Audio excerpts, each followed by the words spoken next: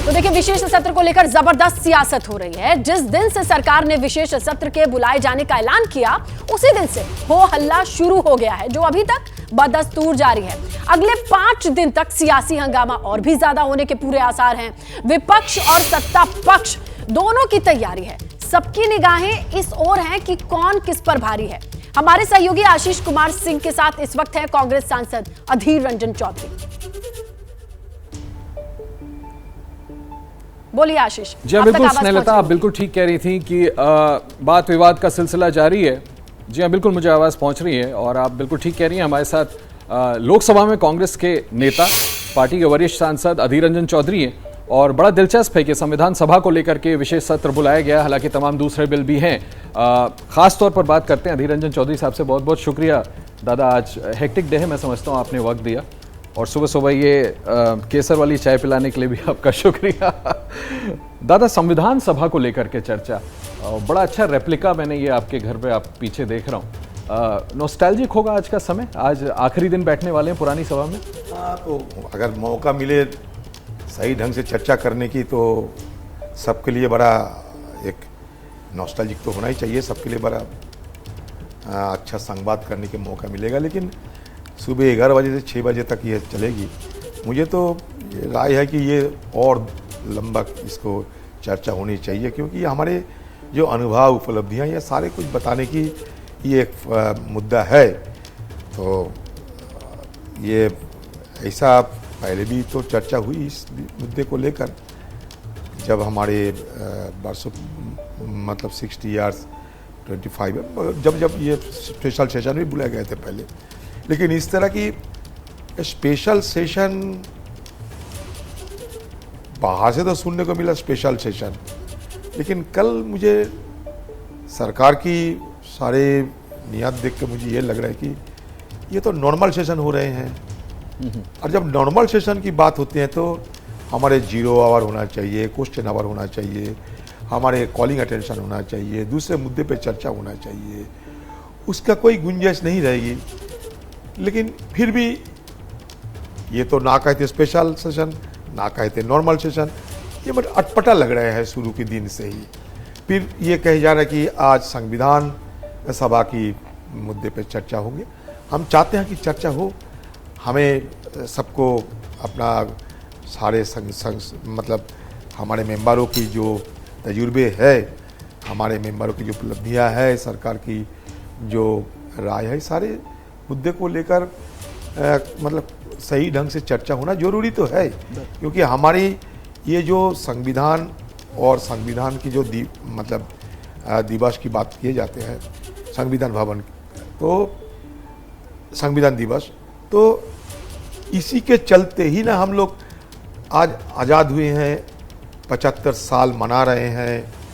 और ये संविधान थे इसीलिए ना हमारे देश में लोकतंत्र कहिए, धर्मनिरपेक्षता कहिए, हमारे न्याय कहिए, समानता कहिए, आज भी ये बरकरार है।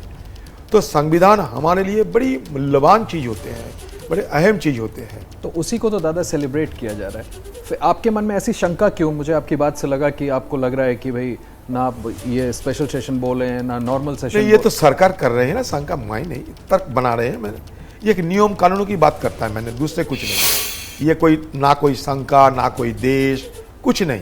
मैं नियम कानूनों की बात करते हैं कि स्पेशल सेशन है, ये नॉर्मल सेशन है, सरकार को तरफ से खुद कहना चाहिए। ये पूछा आपने कल की बैठक में क्या की? सब में से मैं नहीं, हमारे सारे जितने विपक्षी नेता होते सब ने पूछा। क्योंकि ये नॉर्मल सेशन अगर होगी तो रेगुलर सेशन अगर होगी, उसमें तो क्वेश्चन आवर 0 आप जानते हैं, बाकी सारे मुद्दे रहेंगे। तो आधिकारिक तौर पर दादा यानी आप लोगों को क्लैरिफाई नहीं किया गया कि ये क्या सिटिंग है? नहीं, सरकार की मतलब पहले तो देखो, पहले तो सारे मीडिया वालों की हवाले से ये पता चलता था कि ये स्पेशल सेशन होगी।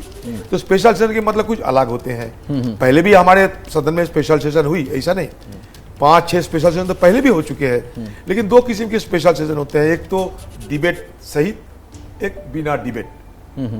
जैसे कि मान लीजिए आज़ादी के दिन में, जिस दिन हमारी आज़ादी की घोषित हुई थी 1947 के मिडनाइट में जो होते हैं, ये मिडनाइट में जो होते हैं सेशन, जवाहरलाल नेहरू साहब ने, स्वर्गीय जवाहरलाल नेहरू साहब जो उनका आइकॉनिक स्पीच दिए थे, I mean traced with destiny, वो मिडनाइट में थे, उसमें चर्चा नहीं होते। हमारे वर्तमान प्रधानमंत्री नरेंद्र मोदी जी जब जीएसटी को लेकर मिडनाइट सेशन बोलते उसमें चर्चा नहीं होती, लेकिन बाकी जब सेशन होते हैं वो स्पेशल कहा तो जाते हैं, लेकिन उसमें क्या होता है, डिबेट होते हैं।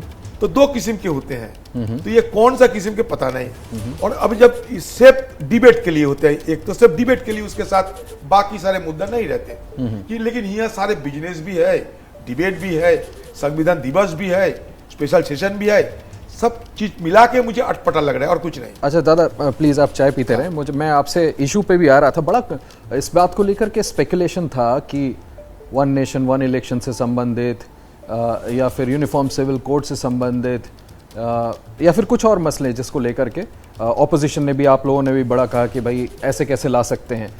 अब जो एजेंडा सामने आया है उनमें ये इशू इसको अभी तो ये शामिल नहीं हुई, तो कौन से इश्यूज डोमिनेट करने वाले, आप लोग कौन से इश्यूज को रेज करना चाहते हैं? सरकार खुद जानते हैं सरकार क्या चाहते हैं, सरकार की मंशा क्या है, खुद सरकार को बताना पड़ेगा। क्योंकि हमारे पास जो मतलब लिस्ट दिए गए, कल 4 ऐसे बिल थे और उसके बाद सरकार की तरफ से कहा गया कि और कुछ आइटम्स है, बाद में बता दिया जाएगा, लेकिन उसके बीच हमें और कोई जानकारी नहीं। क्योंकि नहीं एक मिनट दादा, सॉरी आपको इंटरप्ट करना चाहूंगा, सरकार की तरफ से आपसे ये कहा गया कि कुछ और आइटम्स हैं जिसको आपको इंटीमेट किया जाएगा। हाँ, ऐसा कहा गया। हाँ, कल ही कहा कि और 8 आइटम हो सकता है। अच्छा, ऐसा भी कहा गया, प्रहलाद जोशी खुद कहे, इस बात की जानकारी नहीं दी गई कि क्या वो कहता है कि सब दे दिया, कहाँ दिया पता नहीं। अच्छा, कहाँ दिया, कौन दिया, कैसे दिया, कब दिया, पता नहीं। अच्छा चलिए, जो आइटम्स हैं उसको लेकर उसमें कोई असुविधा नहीं, हम तो चर्चा करने के लिए तैयार है। अच्छा, आप लोग ऑपोजिशन पूरा चर्चा करने के लिए पूरा इलेक्शन कमिश्नर को लेकर के जो विधेयक हम विरोध करेंगे, अन्याय हो रहे हैं ये। अगर इलेक्शन कमीशन की संप्रभुता अगर नहीं रहेगी तो हमारा इलेक्शन और इलेक्शन नहीं रहेगा, सिलेक्शन की तरह चले जाएगी। तो आपका आरोप क्या है, क्यों आप क्यों विरोध करना चाहते हैं? विरोध इसलिए कर रहे हैं, पहले बिल लाने दीजिए, उसके बाद तो विरोध करेंगे। तो फिर आप विरोध क्यों कर रहे हैं दादा की इलेक्शन कमीशन की इंडिपेंडेंस नहीं, जब तक ये इंडिपेंडेंस के सवाल आते हैं क्योंकि उनका डिग्रेड किया जाते हैं, इलेक्शन कमीशन को डिग्रेड किया जाते हैं। हम हिंदुस्तान में TN शेषन की जरूरत होते हैं।